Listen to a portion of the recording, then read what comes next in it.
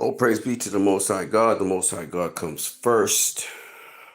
My name is, of course, Christ I Am Disciple, aka Anson Phillip. And this is a quick stream. I didn't notify anybody. There's no notifications about this stream. This is off the hip. I wanted to do this stream actually yesterday, but I'm glad I'm doing it today because newsflash. First things, restore the Snyderverse. I got an update for you guys.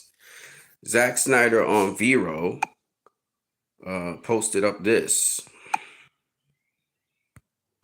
This is pretty awesome. He said this came up on my timeline, and it's showing Henry Cavill there. This is a behind-the-scenes photo of Henry Cavill when, if you do remember, in Man of Steel, Henry Cavill was, he was a waiter in a bar in Canada, and he, intervened when a guy was trying to sexually harass one of the waitresses there.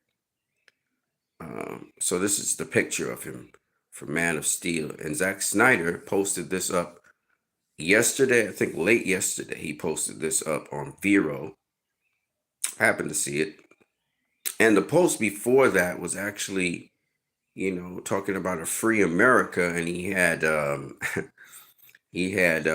scene from Rebel Moon with the Resistance, Ray Fisher playing Blood Axe. So that was kind of cool. So Zach's making certain kinds of statements. And this statement, obviously, is Zach approving his version of Superman, Henry Cavill's Superman. Just reminding everybody about Superman, in the discussions that are happening online. And I thought I would give you guys this update because this comes on the heels of, remember, Zack Snyder also on Vero notifying us that if we wanted to see Zack Snyder's Justice League on the big screen, he was heading us up on as to the date and time when that would happen. And I still believe something's cooking because I think that Zack Snyder this is not about the Egyptian, in my opinion. I believe this is something else. And he also liked comments to the effect that this was not about the Egyptian because the dates were put out concerning Zack Snyder's Justice League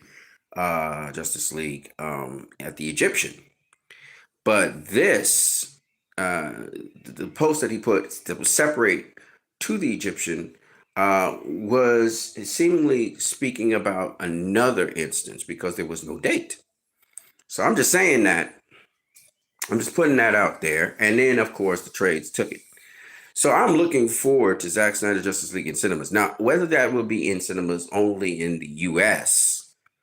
or in certain major countries of the world and not necessarily in my country, Trinidad and Tobago, which, by the way, when BVS came out, the largest consumers of BVS was in my country, just for the record. But if they do post up something in Trinidad and Tobago, I'll be looking forward to it. Now, first of all, praise be to the Most High God. The Most High God comes first. And this stream is brought to you by LIVE products. LIVE products. If you want to get LIVE products, we have nutritious natural drinks, and we also have cleaning agents. You can get it by contacting me in Trinidad and Tobago. You can look for me on Facebook. My name is Anson Phillip. You can look for me on WhatsApp. My number is 319-4788. And you can get these products if you purchase online. There is a sort of discount depending on how many you purchase. If you purchase offline, contacting me through offline means do understand that the price is a little higher. LIVE products, look for them. They're going to be the future of products. It is either saying live now or live now. Either way, it's cool. That's what we want. All right, let's get back into it. So, Zack Snyder, man. He be up in there. Of course, we all know Twilight of the Gods is coming out September 19th, and in August, we'll be getting the director's cut of Rebel Moon parts 1 and 2, 6 hours of Rebel Moon. I'm looking forward to that, of course. Just one more thing concerning Restore the Snyderverse. So wait. Let me just a guy called Miros. He says there it will be no good future for DC and WB without a proper conclusion of the Snyderverse saga. More than a guaranteed success, it has to happen. Film it back to back. Restore the Snyderverse at WBD. I would say address most of your guys when you go on Twitter. Address most of your posts to Warner Brother Pictures, please, not just WBD. Warner Brothers Pictures is probably where the action will actually happen if you're going to deal with Warner Brothers. I do think Abdi and DeLuca are open to those things. I think it's just that they really don't have the final say on what happens with DC because that's under James Gunn and Peter Safran. But if James Gunn cannot produce with his Superman movie, we're definitely going to get Abdi and DeLuca if they're still there, and if Warner Brothers is still owned by whoever that owns them right now, you might just see that happen. So we're going to see if Zack Snyder's Justice League enters theaters, because if it enters theaters through Warner Brothers, remember, even though James Gunn has control over all DC films, you have to understand that Joker's coming out. The Penguin's still going to come out. Now, while things are kind of up in the air as to what will happen to the Batman 2, in terms of the sequel, it's kind of been postponed a couple times. Again, these particular films in DC are not they're not initiatives of James Gunn. Let's put it that way. Okay, they're initiatives that happened before James Gunn came on the scene and Peter Safran and as heads of DC. So these are projects that have been running before James Gunn took power. So those are very important things. And this is why Abdi and Luca kind of have more say in those guys, as they're already approved projects. Now, with respect to Zack Snyder and Zack Snyder's Justice League, that's also a project that was approved and carried out before James Gunn came on the scene. And so I do believe to some degree, not in terms of sequels, but in terms of the movie seeing cinemas, I think that might be more in the hands of Abdi and DeLuca than James Gunn. Now, I could be wrong, but it's already a project that has already been approved and it was already carried out before James Gunn came on the scene. Now, to a theatrical release, James Gunn may have some say in that, but I think Abdi and DeLuca would have more say in distributing that product and that project. I don't think James Gunn really has much of a say in the distribution of it and even the screening of it. That's why Abdi and DeLuca were able to allow Zack Snyder to have full circle and screen the project. And now that this project is going actually into theaters, it's going to be released in the Egyptian. And this is something, again, that Warner Brothers had to allow Zack Snyder to have approval for. So it's like an official release of the thing in a specific theater for a specific time. And I do believe that Zack Snyder's products constantly are marketable. We're seeing it time and time again. We've now seen that the BVS products are going to be marketed out there through the creator of Spawn. I forgot what his name is, who has these toys that he's putting out all the time. And again, now they're going to have a Doomsday from Zack Snyder's Justice League. What I would love them to do is get the Bat plane out there with the Justice. Oh, I'm sorry, that's not Justice League. That's BVS. The Bat plane. That Bat plane is so sick. But there was just a limited amount of it that was released. And then you have Doomsday, which, we would love to see an evolving Doomsday. I don't know if they can make that toy where the evolving Doomsday, that would be kind of cool as well. And lighting up eyes and stuff like that, the energy levels around him. And then the other thing that would be really cool for them to do is in Zack Snyder's Justice League, there was the Nightcrawler, which is just really dope. Even to do the versions like the Bat Bike, to get the Flying Fox, these just so many cool things were in Zack Snyder's Justice League, the different outfits of Batman, and just so much stuff to sell in terms of product. And what's amazing? A lot of the consumers of these products that still to this day these toys are being sold. A lot of the consumers are adults. They're not even children. You know what I mean? And so you're getting a market where adults are willing to pay top dollar. I mean, tremendous top dollar, like $3,000, $4,000 for a product because they like the film and they like the products that came from the film. So Zack Snyder has been making a lot of money for Warner Brothers and a lot of money for DC and Mattel and all of these other corporate bodies. And it's just amazing that Warner Brothers has been making tons and tons of money off of Zack Snyder, and they don't want to green light, Zack Snyder's Justice League into theaters. That would be stupid because you'll actually be selling a lot more products by that film going into theaters. And the sooner you do it, the better for you because it will keep a certain relevance to it. Now, I know James Gunn will be like, "No, you don't want to be releasing Zack Snyder's Justice League when I got a Superman movie coming up." And I'm saying, no, you want to release Zack Snyder's Justice League because at least you get some buzz for Superman, and who knows, maybe your film will actually make some money. You know what I mean? You want to have a backup. Warner Brothers wants to have a backup with something that works. Okay.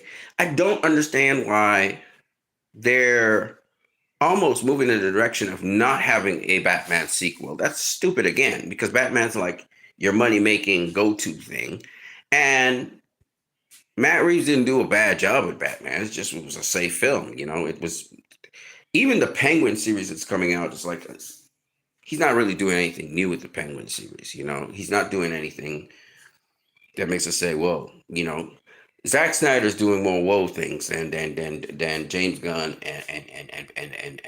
and Matt Reeves. But having said that, your go-to thing, your moneymaker is Batman. Why would you be so stupid to just go all in on James Gunn with the Batman thing? It's like, I don't understand.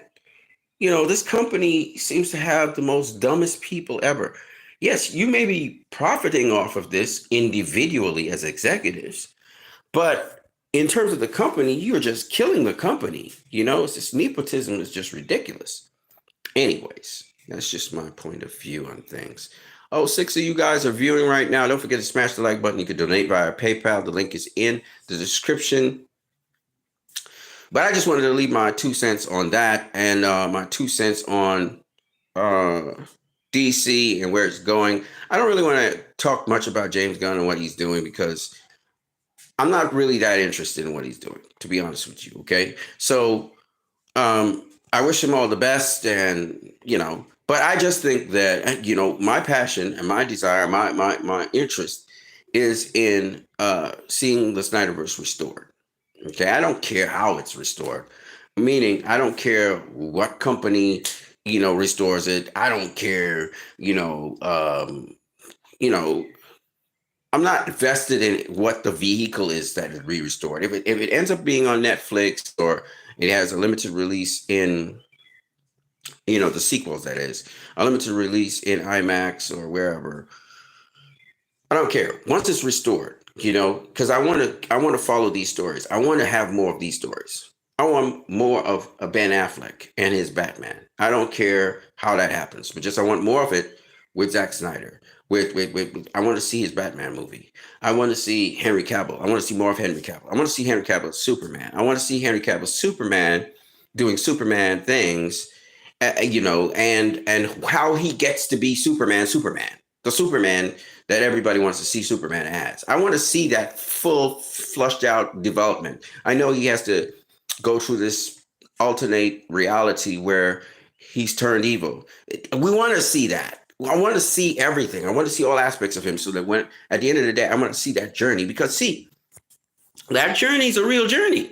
Like right now, and this is a little segue into what we're going to talk about, which is now about Free Palestine. We have seen people who we esteemed as good turn evil. We've seen it. All right, so let's get into that. Okay, what I'm going to do is I'm going to play this first because I can't even believe this. This is a shocker to me. And I find this really revealing, and I just find this, as time goes along, people actually start to tell the truth. So listen to this. Here we go. ב-7 באוקטובר, במשמרת שלנו, לא עמדנו במשימה שהוטלה עלינו, ולא הצלחנו כולנו להגן על אזרחינו. היא צריכה לבדוק אותי, שר הביטחון.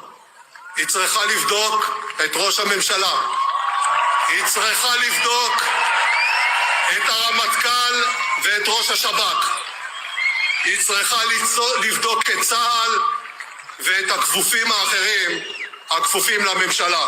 ב-7 באוקטובר, במשמרת שלנו, לא עמדנו במשימה שהוטלה עלינו, ולא הצלחנו כולנו, ב-7 באוקטובר, במשמרת שלנו, להגן על אזרחינו. Now we know... Jewish, and I grew up in a Zionist household, right? So I was completely indoctrinated in all aspects of the Jewish religion what the and the idea.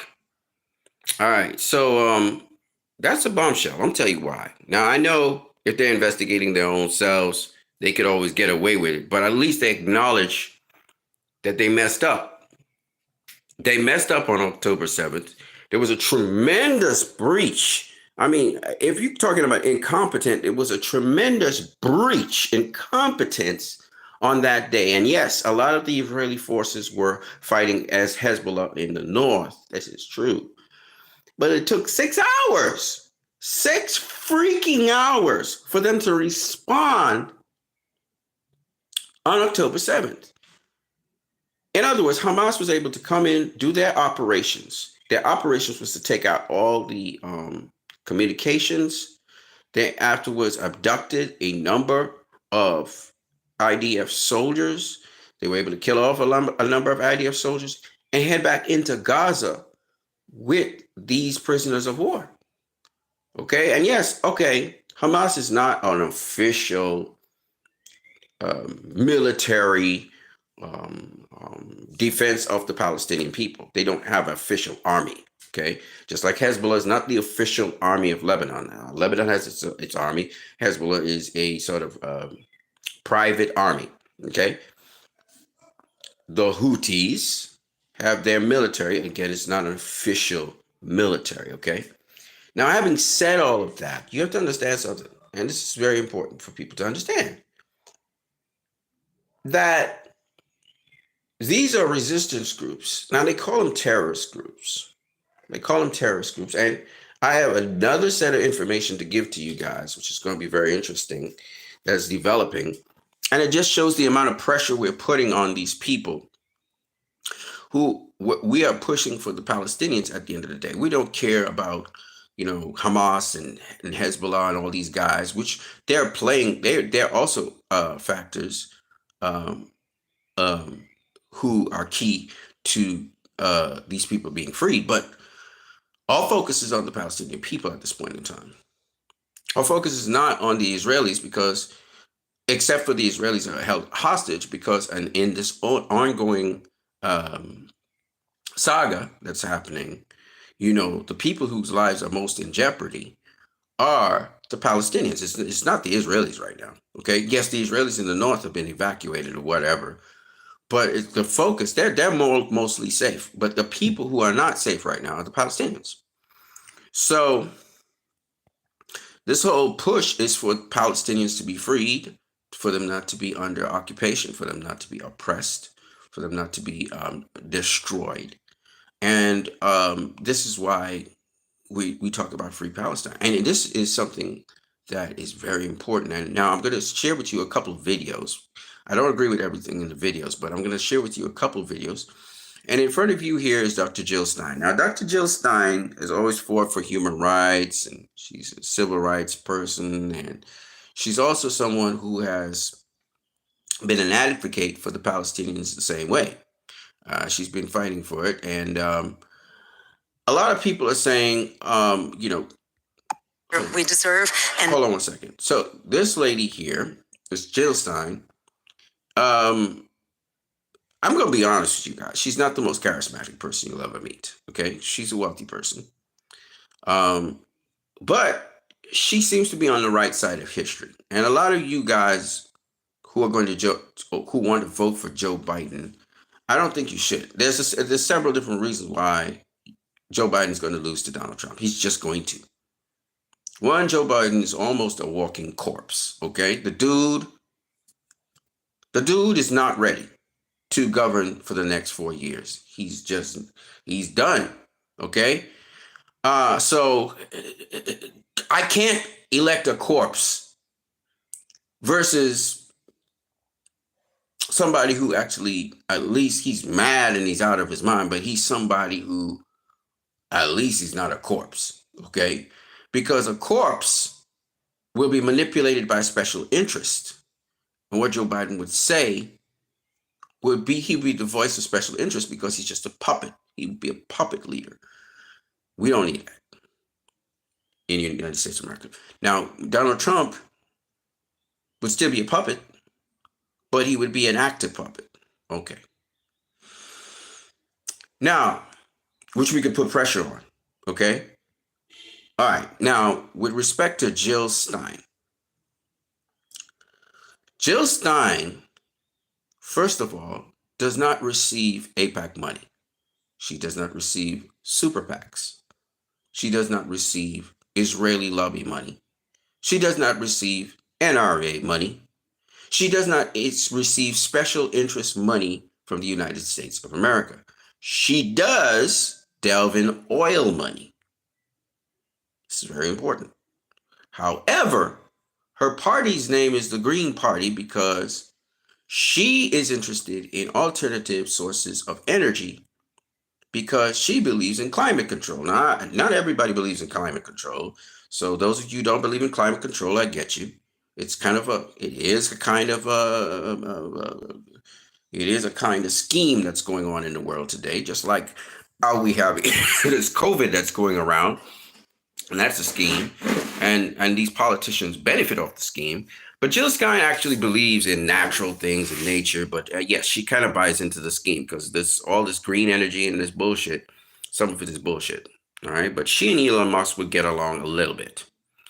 Now, having said that, I know this sounds weird, but if you guys don't want Trump to become president, if you guys don't think Biden should be president, if you guys are Democrats, if you guys are Republicans that don't like Trump, if you guys are Republicans, right-wing Republicans who kind of like Trump and everything, but you don't like what's happening in Palestine, if you guys are Republicans, I'm speaking particularly to certain Republicans out there who do not believe in big government, who do not believe in government meddling in the affairs of the private sector and private people, citizens, who don't like these sweeping laws, you're going to actually kind of like Jill Stein a little bit because Jill Stein pushes for LGBTQ bullshit, which I don't like.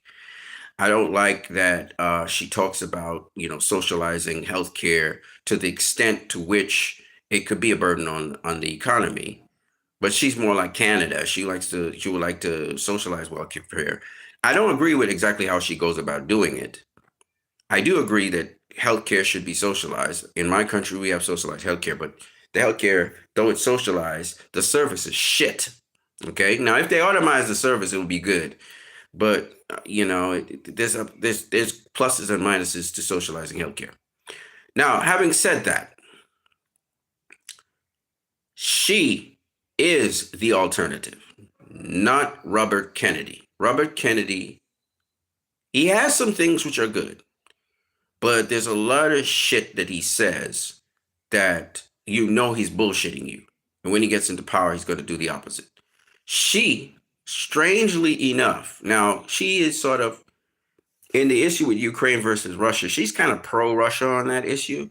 She's not really because she says she does not agree with Russia violating the sovereignty of Ukraine. And regardless of whether Ukraine, started becoming, they got this new government through elections after a coup, regardless.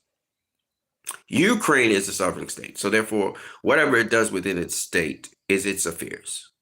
And Russia disrespected that by just suddenly invading portions of Ukraine where there are people who wanted to defect from Ukraine after the last elections and go back to Russia. Russia just decided to invade. And that was a wrong move by Putin. I don't care what he says. And I know this has been ongoing for years. Okay. So 2014, about, it's like almost a decade.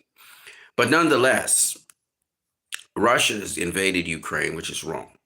Okay, that's just wrong. And that's why NATO and all these people even going up against Russia, in a way, you can't really disagree with them on that. But having said that, the Ukrainians, oh my God, they're not what you think they are. There are great Ukrainians in Ukraine. There are good people in Ukraine. But there are factions in Ukraine that just are worse than Nazis. Okay? Just like how there's a faction in Israel that's just worse than Nazis, these colonial settlers. And we're going to talk about that in a minute and how the world is trying to bring balance to that. But with respect to Jill Stein, she sort of sides with Russia in the sense of this. She sides with Russia in that Russia has been promised by the United States that they would never make Ukraine a NATO ally. And they've encroached on space. They've violated their agreement with Russia.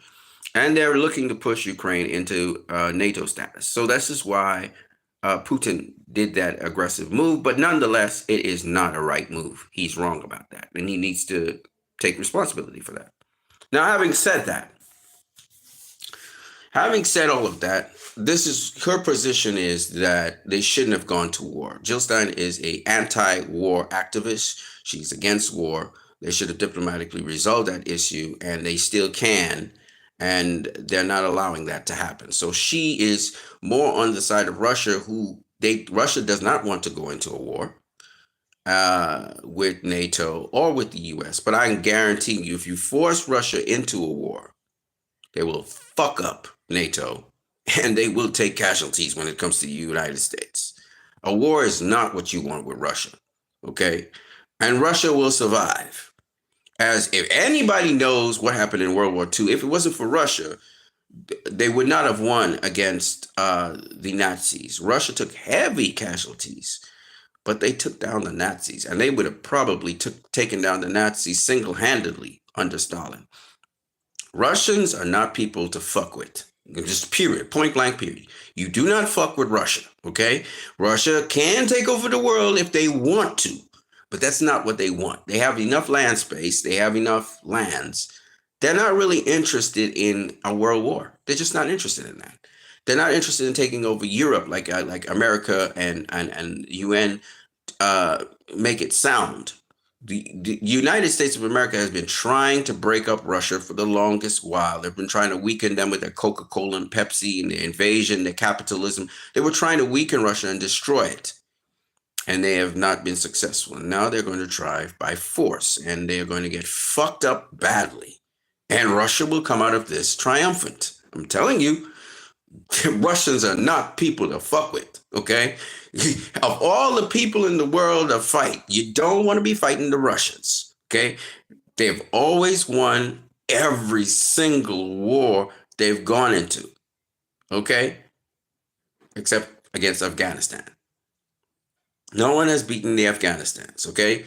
You go into a war with them, and the Taliban just reforms every single time because the people in Afghanistan actually support the Taliban, believe it or not. Now, so Russians are not people to play with. So NATO gearing up for a war against Russia is a stupid thing to do. And as Vladimir Putin has said, and he will say it again, one of y'all guys is going to be history. It's either going to be Ukraine. If y'all attack us, Ukraine's going to disappear off the map, or NATO will disappear off the map. One of y'all is going to be gone when the dust clears. So I just think that's why Jill Stein, who's a woman, actually should be president of the United States. This is one time where I advocate for a woman being president of the United States, because I know she will use more diplomatic methods, even though she will enforce an iron hand, okay? So I think this is so weird to say, but I actually believe this candidate is a wild card that can actually win these elections. We don't really have much to choose from. We have a dead guy who's being held up. We have a guy who's a criminal who's being held up. So she's squeaky clean compared to them. And we've never had her govern the United States of America. She's not somebody who's part of the swamp. So it's like she's a perfect candidate. Now, the Democrats are trying to enforce certain laws in certain states so that they don't get the money that they're supposed to get, so that they can run their campaigns more successfully. And she talks about that in more detail. She's also for and supports the release of the WikiLeaks guy, and she's happy that he's been released. So she's a little different. Her party's a little zany. I'm not gonna lie to you, but they're not dangerous. They're not dangerous zany. So if you gotta elect anybody out there, out of all the candidates out there, she actually has a party. It's called the Green Party, and Cornel West actually supports the Green Party as well. So Cornel West would be part of the government. Bernie Sanders, even though he doesn't support the Green Party, he's an independent. Well, he's a Democrat right now, but he's an independent. I think Bernie Sanders would fit in quite fine with Jill Stein and Cornel West and those kinds of guys. Even though they'll disagree on certain very, very key issues, I think this is the way to go. Now, this lady, don't ask me how, but I really feel she's going to become the next president of the United States of America. Don't ask me how. But I just got this vibe that she's going to be the next president. Now, that would mess up just about everything because, okay, so you know what? Now, I've talked enough. Let me let you guys hear from a Jewish guy who, who you're going to find out a little bit about this. Now, I'm not saying everything he says is true, but then again, man, now you guys got to bear in mind, I got I had to spend my early adult life decontaminating myself from all aspects. I grew up Jewish and I grew up in a Zionist household, right? So I was completely indoctrinated in all aspects of the Jewish religion and the ideology of Zionism. And one of my formative memories was being in Jewish religious school at age 8 and being forced to sing a pledge of allegiance to the state of Israel and to the Israeli flag.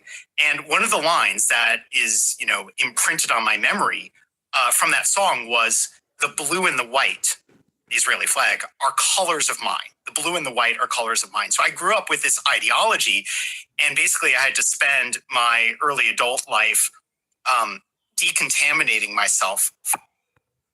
Okay, so his name is Matthew Tower, and he's a documentary filmmaker. And he talks about how Zionism infiltrated Judaism. Now, I want to be just abundantly clear what he's about to say. Now, let me explain the difference between the Torah and the Talmud for those of you who don't know. The Torah is the books of Moses, okay, which the Jews have, okay? The Torah is the foundation of, I know Muslims don't like to say that, and they don't agree with me on this, but it's the foundation of Christianity and also Islam, because Islam is like a ripoff of the Torah. You take the Quran, you take the Torah, you put them side by side. They say, but more or less the same thing. They have more or less the same rituals, ceremonies, prophets, the whole 9 yards. Okay. Now the Quran speaks more on post-Torah times, which would be, the times of Judea under Roman rule. It also talks about Jesus. It also talks about the apostles that Jesus used to have around him. So it has a commentary that goes a little bit further than the Torah, but it's built off of the Torah. Okay. The Torah is the foundation of Christianity. So he's going to say something I don't agree with. Now, if you talk about the Talmud, that's different. But if you're talking about the Torah, the Messiah that everyone looks to come, the Torah is very clear that the Messiah has to come first before Zion can be established. So those people who speak about returning to the Holy Land and establishing Zion before the Messiah comes, they're absolutely incontrovertibly incorrect. And I can tell you right now, there are Jews of a certain sect, the real Jews, I would call them, who actually follow Judaism, who actually discount and disprove this to the nth degree. Zionist, and it's very important to understand the difference between a Zionist and a Judaistic following Jew. Zionists, who are not necessarily Jews, Zionists believe that they need to sort of establish Zion before the Messiah comes. Whether you're a Christian Jew who believes it's Jesus coming back, or you believe you believe you're a Zionist Jew who believes that it's going to be the Messiah. Either way, that who returns that they're purporting about is the Antichrist. It is not the Messiah, whichever version of Messiah you think it is. So these are fundamental problems. The other fundamental issue, as he's saying, is you have to pledge allegiance to Israel. Israel is not, and I repeat, Israel is not the homeland of all Jews. That is bullshit. Okay? And they go back to biblical times and all of that, but there were Jews before Israel existed. Before the nation of Israel existed, as we all know, Abraham, who was a Jew because he was a Semite, because he was a Hebrew, he was the first Hebrew, he was the first Semite, though he went to the plains of Mamre and he was given this land by the Philistine Pharaoh known as Abimelech, it must be understood that while God promised him a people and all of this, that it was conditional on the seed or the people following the will of the Most High God. It was conditional. It wasn't something now, and of course, if you're a Christian, you know that this promised land is heavenly now and it's not earthly, and it has to come down from above. If you are a Messianic Jew, you may believe that it is an actual place on earth, but you understand that it's only ushered in when the Messiah comes. It is not ushered in before the Messiah comes. Now, there is a saying that all of the Jews will reassemble and come back together. And that is, for Christians, that is a spiritual thing. For Jews, that is what they call a repatriation of Jews, a reassembly of Jews. That is a physical thing, but it is not a physical thing in the sense of these Jews reassembling to one place and forcing people out of their places. This is not what's supposed to happen. But that's what they're doing. Okay? So that is why the Palestinian Jews oppose Zionism. That is why Jews all around the world, when it was first introduced in the 1900s, late 1800s, opposed Zionism. And that is why Jews all around the world who are not indoctrinated in Zionism and in Israel oppose it. And even those who have been indoctrinated in that doctrine, realizing what it really is and what the reality of the situation, they're actually rejecting it as well. So this is a Jew who rejected it and he became a Christian. And you've had Jews. See, there's so much going on in Israel.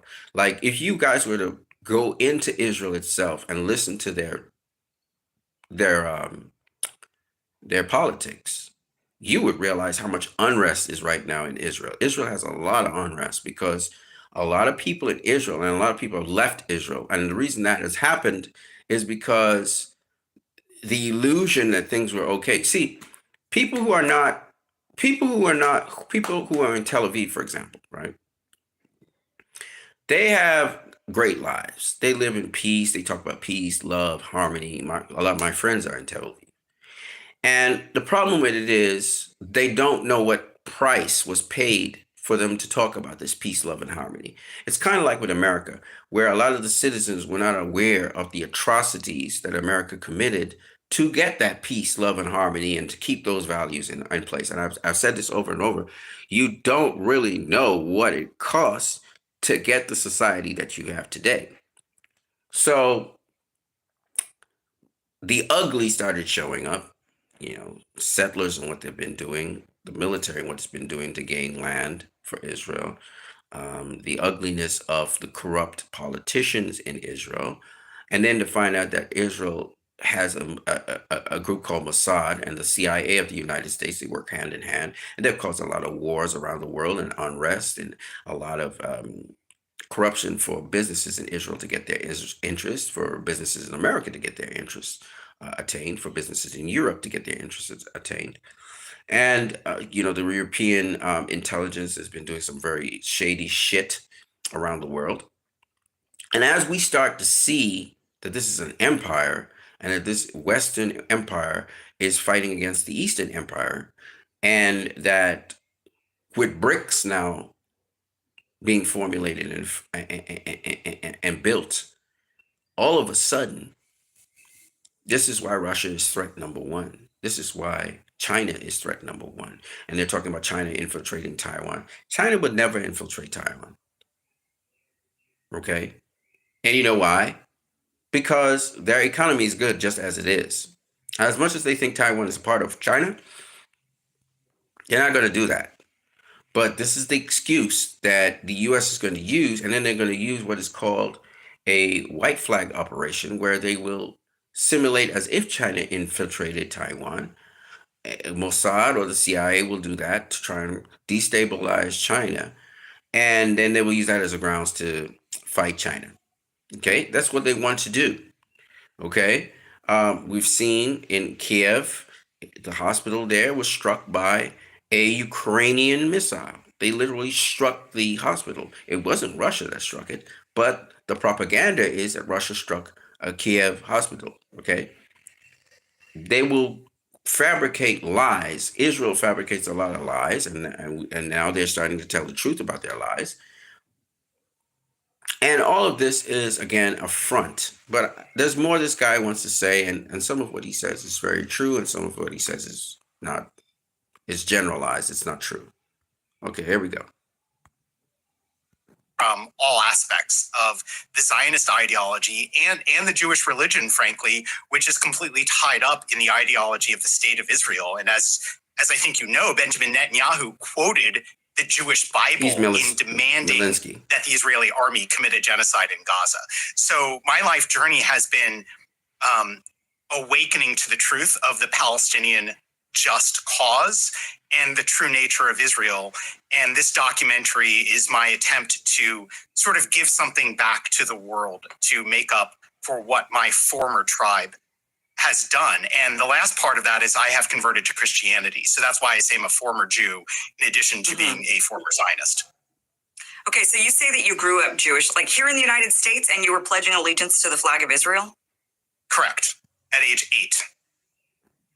Yes. At what kind of a school? Yeah, so it was a Jewish conservative synagogue in the southeastern United States.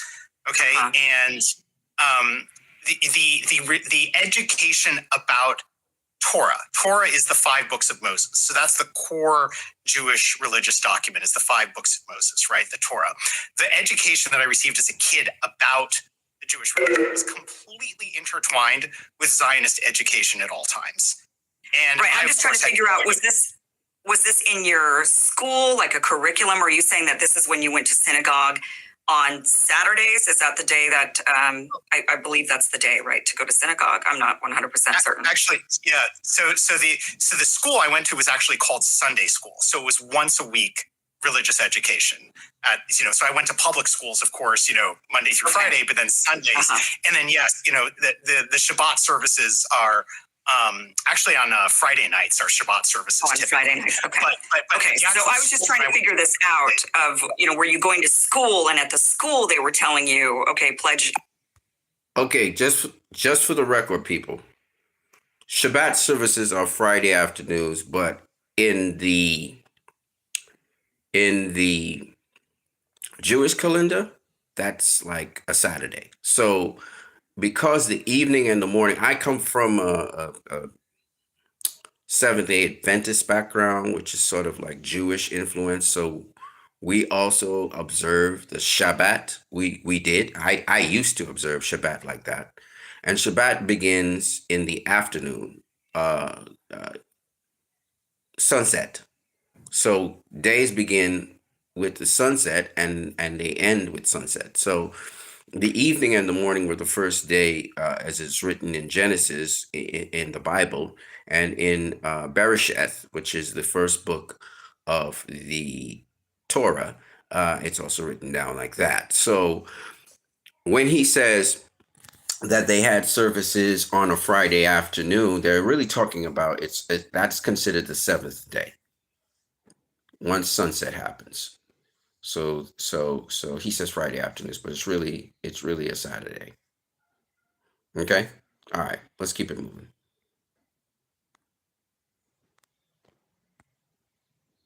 Allegiance to Israel, or you're saying that this was during Sunday school at your local synagogue that they were having you. Jewish weekly Sunday school. Yeah. Okay.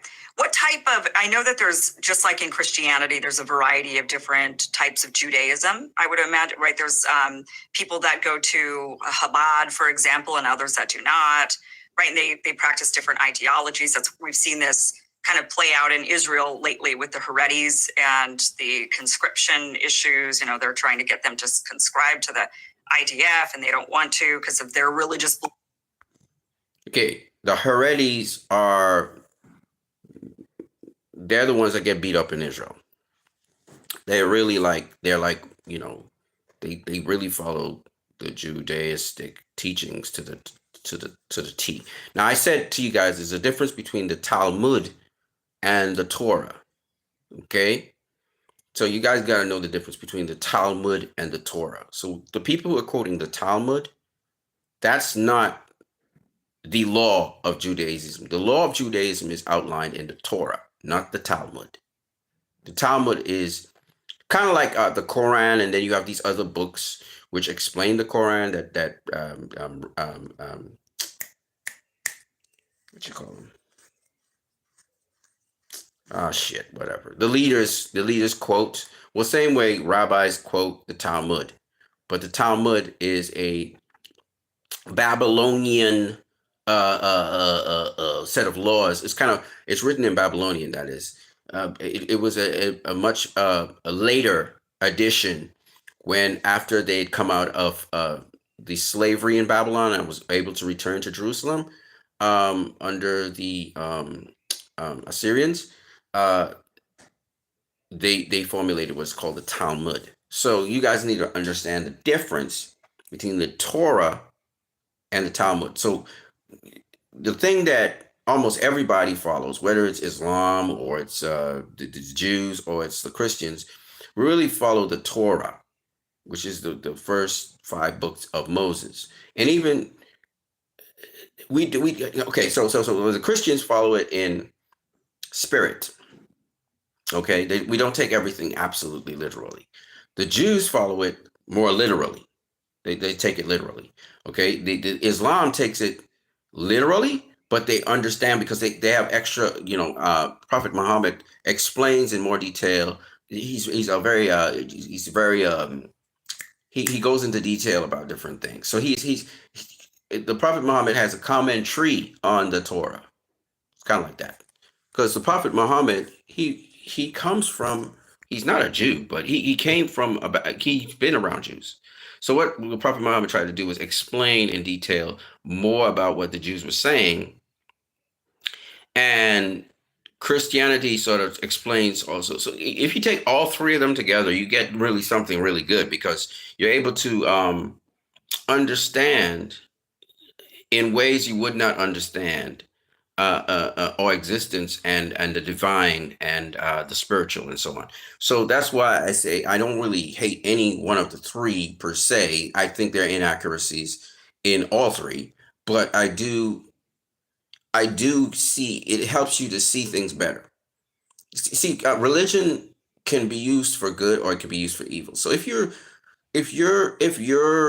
looking at religion and understanding these are snapshots of different things, and you really are a sincere person, you will be able to understand the golden rule in a much better way. Let's put it that way. Western society is built on Christianity. Even atheism is built around Christianity. And the first atheist was really a priest who started to propose the Big Bang theory and stuff like that. So it's like it's built. Christianity is built around Western values and stuff are built around Christianity, which is built around the Torah. So everything kind of comes back to the Torah, whether you like it or not. So the golden rule is the basic fundamental principle under which we are supposed to operate, pretty much. You know, you're thinking, hey, would I like this done to myself? Then if I like this done to myself, maybe I can do this to another person. So if I want to be appreciated, I should appreciate other people. If I don't want to be robbed and lied to, I shouldn't rob and lie to other people. That reciprocity should be the foundation. If I feel this is impolite or this might be crude, I don't want somebody to be impolite and crude to me, and I wouldn't be impolite. So the golden rule is basically the fundamental principle under which, whether you are atheist or whatever you are, whatever belief system you have, the golden rule really is the ultimate summary of how humans should interact with each other, which involves empathy and understanding somebody else's position, putting yourself in another person's position before you do any action.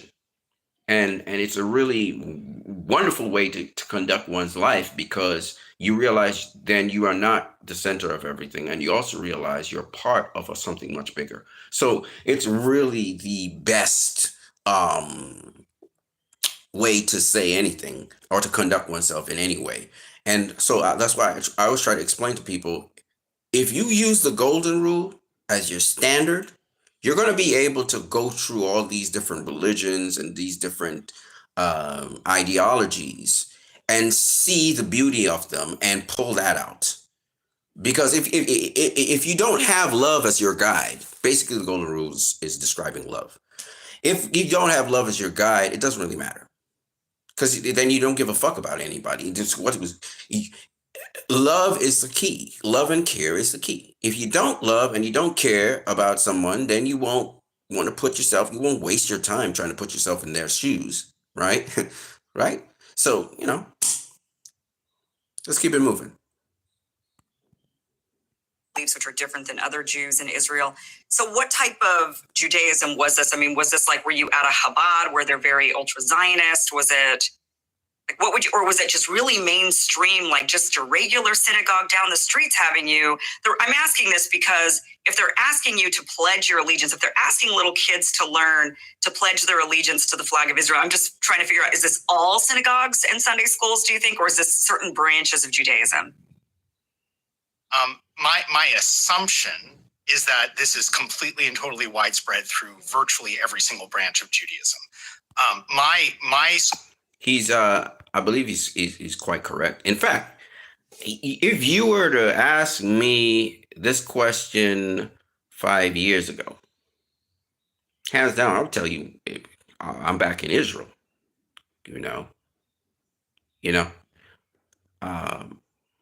I would say the people that they're going back to their land. They should be allowed to go back to their land. It's so deep was the brainwashing and indoctrination, because even under Barack Obama, when people were talking about free Palestine, I still wasn't there. I was back in Israel 100%. My dad backed Israel 100%. He rejoiced when Israel would bomb the shit out of Palestine under Yasser Arafat. And we didn't understand the struggle the Palestinians were having. We just didn't. And it's only today our eyes are open and we're awakened to it, because we see live in real time the evils that are happening, and our eyes are open to what's really going on thanks to social media. But I'll be honest with you, I had no clue. You know, with social media has opened a lot of people's eyes to the truth now, and you know, I'm very embarrassed, you know, to even associate myself with Jewish people, but I should, because, and not to say that Jewish people are bad people, they're not, but what Israel is doing is harming the Jewish community so much. People are lumping Jews with these Zionists, and it's just terrible. And then we have these meta bullshit fucking people trying to bully people into saying, no, no, no. If you say anything about Zionism, if you say anything about Israel, and meanwhile, in Israel, we got a huge uproar going on, and there's people are melting down, and governments are breaking in pieces, and shit's going on, shit's flying everywhere. But outside of Israel, we got this Israeli lobby pumping money into influential people, and they're in different areas, they've infiltrated different areas, so that they got these fucking narratives going. But the people, anybody who's seen what has happened in Palestine, you're not going to unsee it. It's fuck those people, fuck those people. And I know Israel's known for software and the platforms that we have and stuff. They've been architects behind it, and they monitor things and stuff like that. But I'm just saying that there's no way in God's green earth I can say that what they're doing right now is right and just and true and pure. It's just not. It's foul. It stinks. The stench is all over the place. They've outed themselves, and you can say it's a master play by Hamas, but at the end of the day, what we thought Western values were, suddenly it's a scam, it's a sham, it's a lie, and we're seeing it in front of our face. COVID sort of showed us the cynical, narcissistic, evil way of these leaders. I always used to listen to Hillary Clinton. She laughed like a devil, like a demon. We always heard about the groves, and we heard about, how these people would worship Satan. And I didn't get it until now. I mean, it's clear. I mean, it's crystal clear. This is demonic, what they're doing. And he's about to talk about the New World Order and who's behind it. And here we go. Synagogue was a conservative synagogue. Okay, so it was just a run of the mill. It was the only synagogue in town where I grew up, and they actually had Orthodox services as well as conservative services at the synagogue. But my experience in the world of American Judaism. All right, so he said Orthodox services as well as conservative. You got to understand, there are Jews who are right wing, and you have Jews who are Orthodox, meaning they literally follow everything. Okay, you have the Orthodox Jews, and then you got the right wing Jews. That's why they say conservative. And they had Sunday school instead of Sabbath school. I'm not too sure why. So the conservative wing probably had Sunday school, and well, obviously you can't teach on the Sabbath. It's a rest day, right? So that's probably why. Because now, me growing up as a Seventh-day Adventist, we had Sabbath school. We didn't have Sunday school, which is kind of weird, but whatever. Well, actually not weird, because you're learning about God. So they're supposed to be teaching God on the Sabbath anyway. So the synagogues back in the Bible times, the synagogues used to be on a Shabbat. All right. So anyway, yeah, let's just keep it moving. So that's why I said I kind of come from a sort of like a Jewish influenced sort of religion. That's kind of a mash between. So we had to study a lot about the temple and all this bullshit. We really went into it. And then on top of that, I started going into it myself just to find out other things when I started moving into Christianity. So, it's just, you guys got to understand that there's a lot going on here that people just don't understand. Like, a lot of people just don't understand. So you can't paint all Jews with the same brush. Don't do that. Now, but is there a substantial amount of American Jews who are Zionists or have been taught in Zionism, brainwashed? Yes, he's absolutely correct. Is Judaism and fealty and loyalty to the state of Israel are totally intertwined, and Jews who are exiting Zionism are very much the minority. He's correct. How do you think that happened? I mean, how do you think that that Zionism was able to infiltrate Judaism in the United States like that, to get all the Jews to go to synagogue and pledge allegiance to a foreign Middle Eastern country? When that foreign Middle Eastern country in particular was founded on secular Jewish, it's like hard to even describe exactly, but the people that founded it weren't even religious. They didn't even like being Jews religiously. Well, what you just stated is, from my perspective, one of the many misperceptions about the state of Israel that I believe is being intentionally spread to deceive Americans who are not inside the Jewish world. My research says that the founding of the state of Israel was absolutely and completely intertwined with the Jewish religion in every conceivable way. And that the idea that the founders were secular was a cover story and was largely false. And I'll give you an example of this, Kim.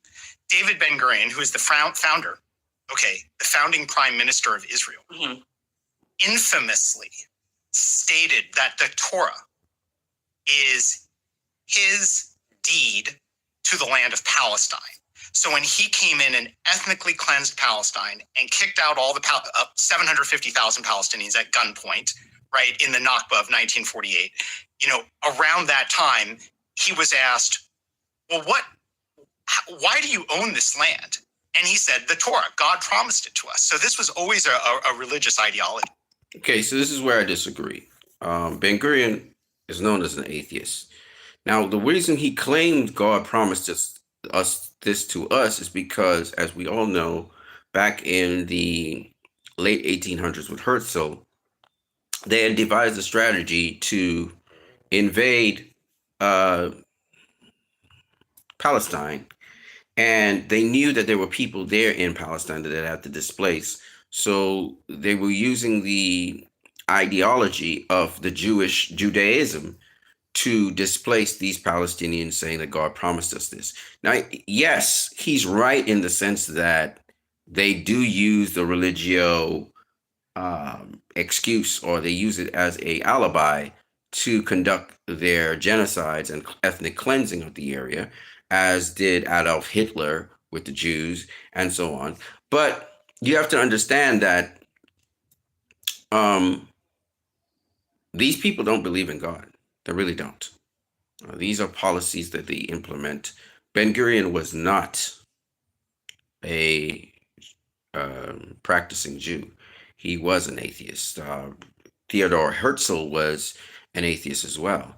They were just looking for the strategy, and they delved into the lore of. And this is why, at the time, Zionism wasn't very popular in the 1800s and in the 1900s.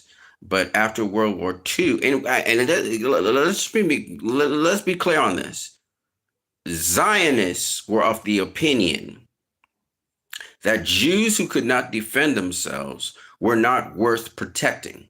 So Zionist Jews are actually people who did not give a fuck about the Jews in Germany who were killed and put in concentration camps and the Holocaust. Yet they used the fucking Holocaust as an excuse to say never again and blah, blah, blah, blah, blah.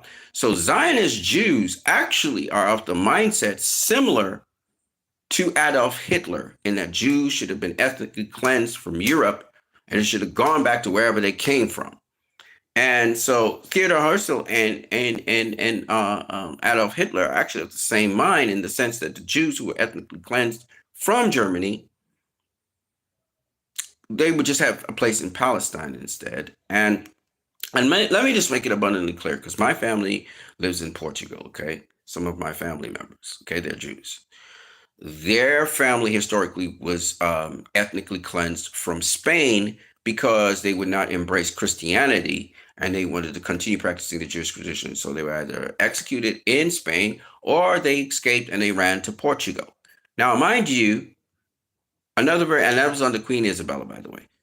And mind you, a lot of other Jews escaped the ethnic cleansing in Spain, and they went to the Middle East and they lived in Palestine. Okay, so and surrounding Middle Eastern countries. And of course, the Middle East wasn't called the Middle East; it was called Africa at the time. But that's another story for another day. Now, so they escaped to Africa and they were embraced. Okay, but my family escaped to Portugal and they stayed there. Now, the point I'm making is that the fact that Jews escaped to the Middle East and they lived there, it wasn't a substantial portion of them, but it was not a substantial portion of the population, but they lived in cities and they dwelt with the people, Muslims, Christians. What people don't know is the Middle East was actually a melting pot of all kinds of religions, just like my country, Trinidad and Tobago. We all live in peace. We have Muslims here, Hindus, Baha'i, Buddhists. Everybody lives here. It's a melting pot. It was like that in the Middle East, or Africa, as it was called, right? And what's so strange about this is Iran was a democratically run country. Palestine was a business country. It did have a leader, and it was, I think it was more of a, it wasn't a democracy, but it was, it was under the Ottoman Empire. But everybody lived together. There was a lot of commerce, a lot of business. People did trade and all kinds of things there.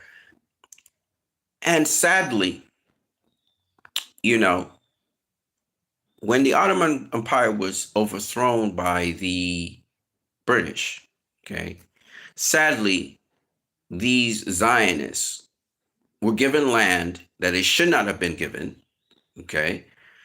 The people of Palestine were disenfranchised, and we had the Nakba, okay?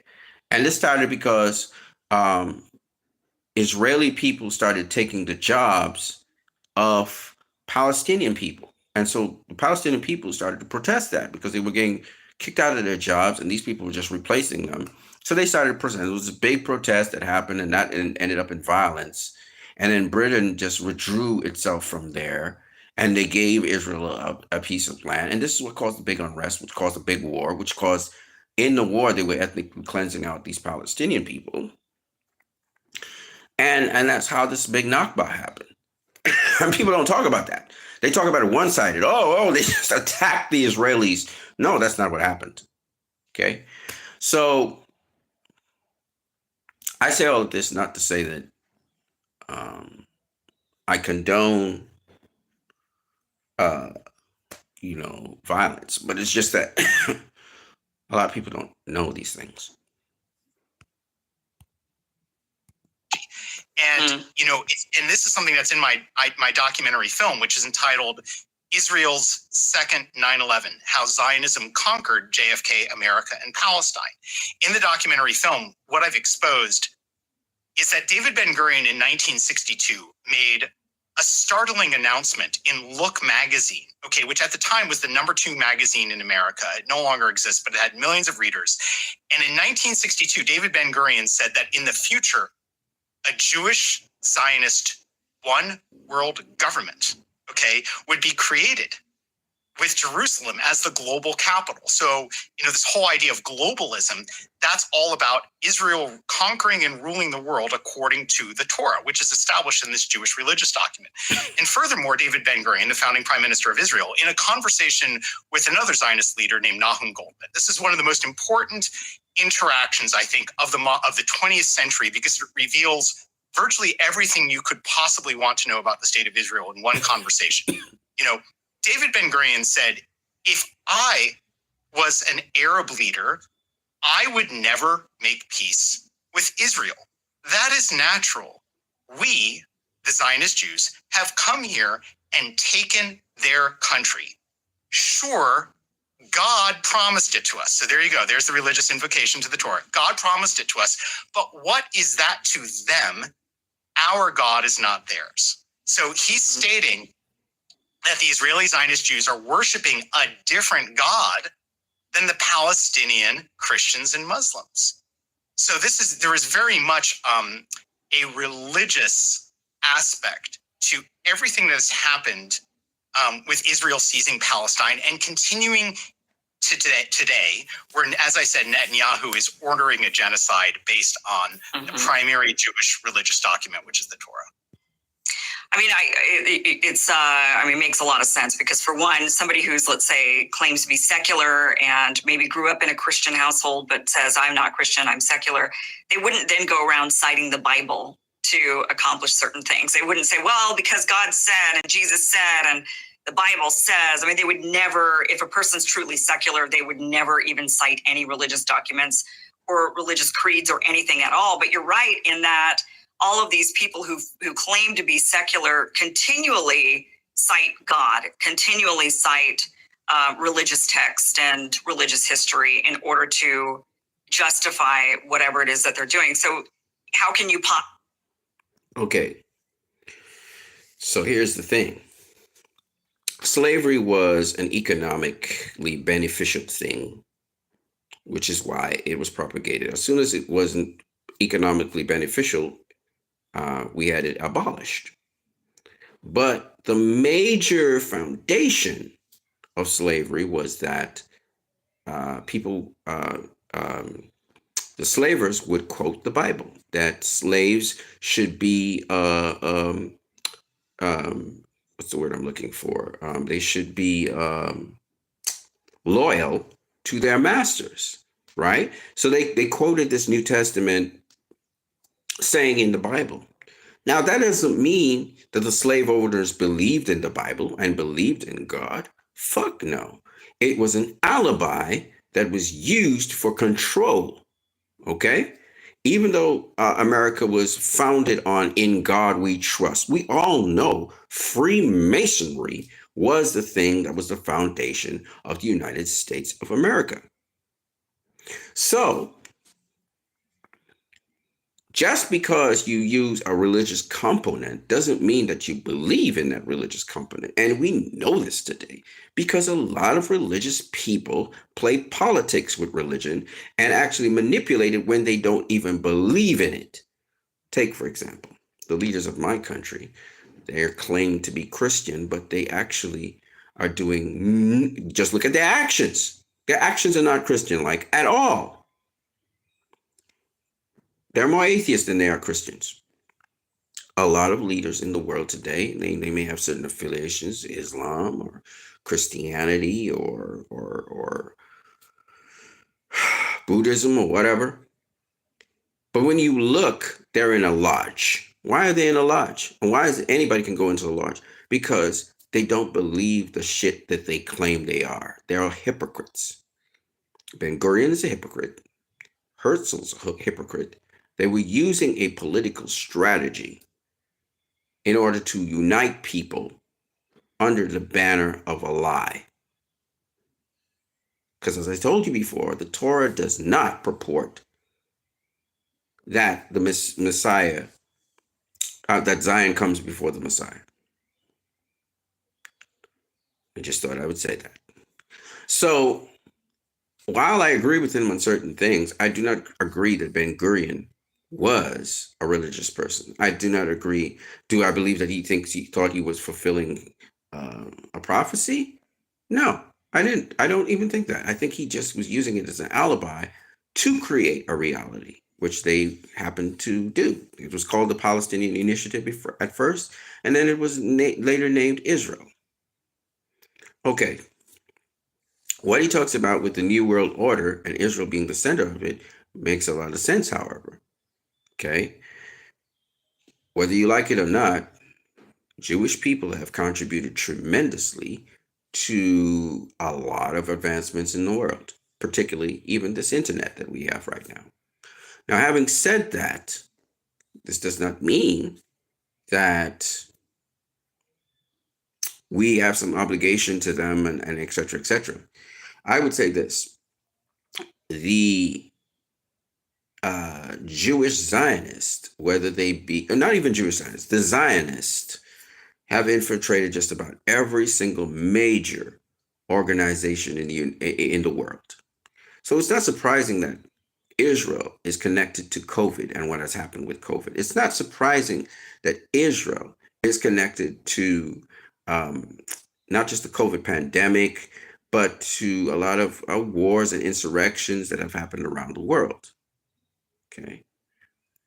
Agitated wars, the fall of Iraq by giving false information that Saddam Hussein had weapons of mass destruction, when it was a Saudi Arabian who uh, claimed the Twin Towers falling, when in fact it was a Mossad operation along with the CIA to bring down the towers. Okay. Israel again being behind that. In fact, as everybody knows, the Israeli Jews, had already predicted that the Twin Towers would burn decades before it happened. And if you look at the dollar bill, you see them burning. So what I'm saying is that this is all orchestrated and planned and just looking for the opportune moment.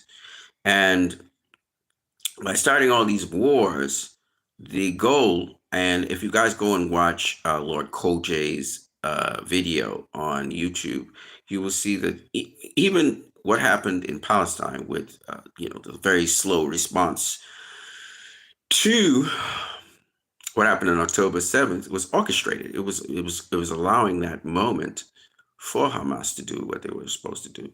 And they would take that and create a narrative to annihilate the Palestinians in front of our faces. And as several prominent people said, they want us to get used to seeing people murdered and bludgeoned in front of our eyes on a wide scale.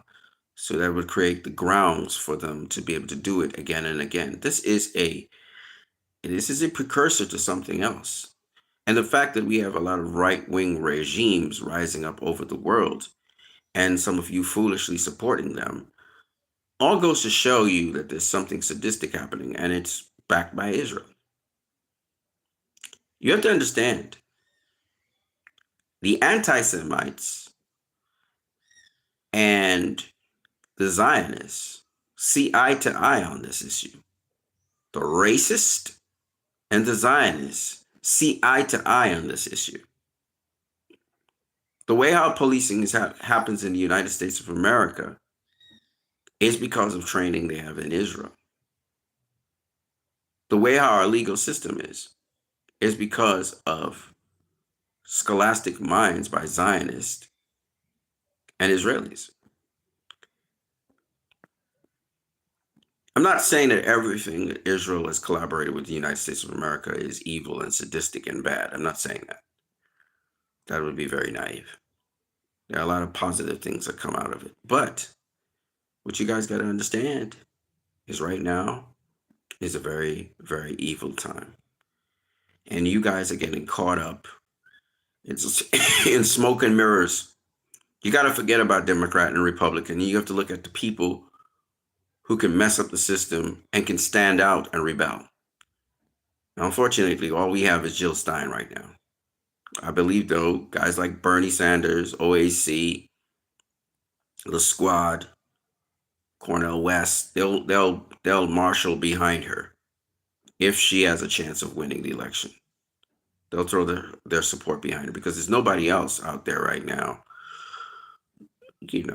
who's standing up for the right thing. And this goes for, remember you guys saw the horror of George Floyd being murdered on camera in front of the whole world, and that was a big uproar last year or the year before. Well, here we have now wide-scale genocide in front of the whole world, horrifying the world, and no one can do anything about it. This is just George Floyd on a much larger scale. And for guys like Damian Anton Vincent who can't understand what's going on, for guys, who support Israel at this time and say, I don't have any love for the Palestinians, you don't even realize what you're saying. You're talking about the death of mankind as we know it, and society as we know it. You're actually backing demonic forces that want to see us not have a choice, be enslaved. You're pushing the New World Order that George Bush spoke about, that my government in my country advocates for. The government in my country doesn't even care about the people anymore. And they don't even make it seem like, they don't even make that truth. They don't hide it anymore. They're very bold with it.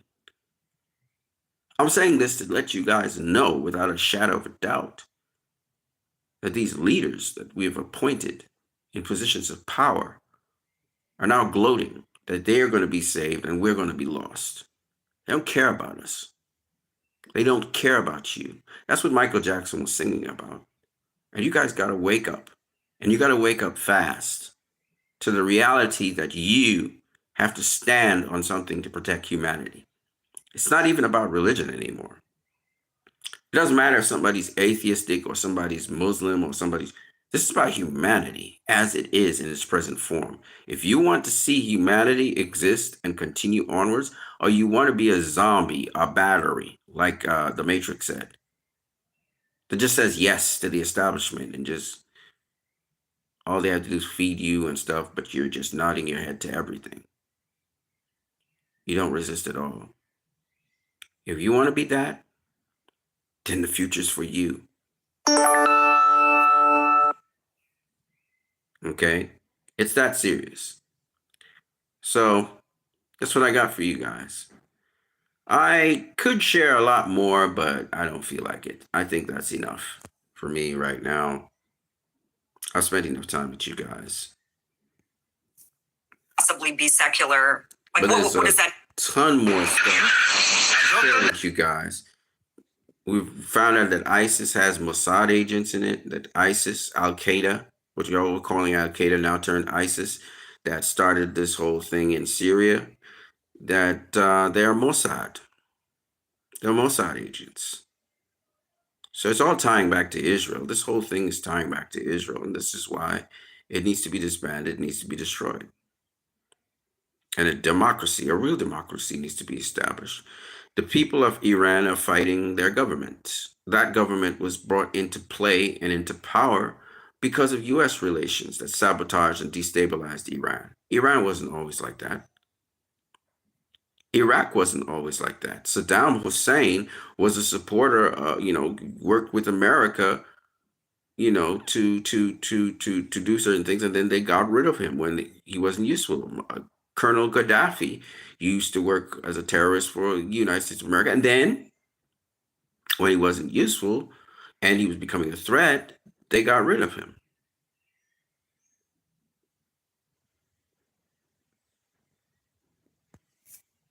Even mean to that person? I wonder if they claim that they're secular. Okay, so I'm good. I think I said more than enough here. For those of you who enjoy my content, don't forget you can like, share, subscribe. You can also donate via PayPal. The link is in the comment section. You guys got to understand the significance of movies. You have to understand what directors are actually saying. Not saying that Zack Snyder is the only guy out there that's saying something. There's a lot of directors that say a lot. And you guys need to understand why George Lucas's stuff is being put into the trash. I don't want to talk about Marvel because Marvel's not my thing, so I'm not going to talk about Marvel, but suffice it to say that you see a lot of studios just rehashing old stuff. You got nothing new. You see that Hollywood's kind of has a brain drain. They're not trying anything new. They're going back to corporate stuff.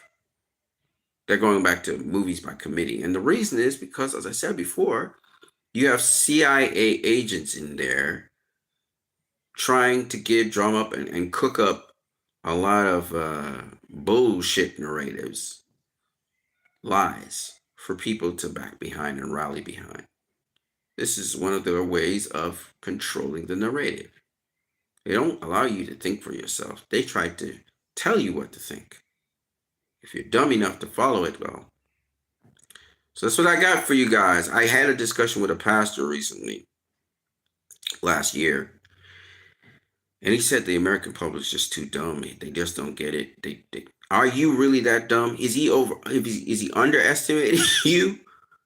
Can you not buck the system? He lives in Washington, D.C.